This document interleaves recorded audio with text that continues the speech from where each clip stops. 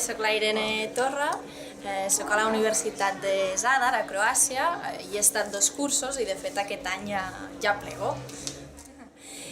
Suposo que més o menys tothom us ha dit que és una pregunta difícil de contestar, no? Perquè, esclar, tu estàs limitat a la realitat que et trobes, que és la de dins de la universitat, i, esclar, les estudiants, per exemple, les nostres, doncs entren sabent la idea d'Espanya i el que s'ha projectat a fora, però, esclar, la marca Barcelona, el Barça, tot plegat, sí que és molt potent, no? Llavors això ja és una manera de captar-les molt bé.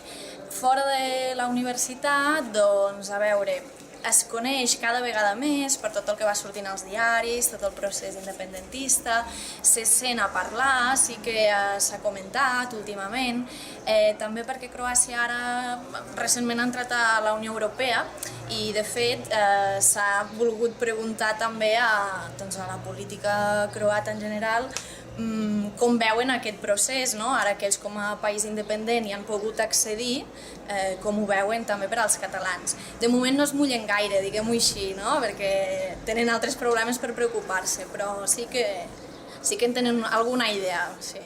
Elles entren parlo d'elles perquè la majoria són estudiants noies, venen amb la idea feta d'això, no? De les vacances que han pogut fer a Espanya, que se n'han anat potser a Lloret de Mar. I clar, ja han trobat el que han trobat, però sí que han pogut veure que hi havia alguna cosa diferent.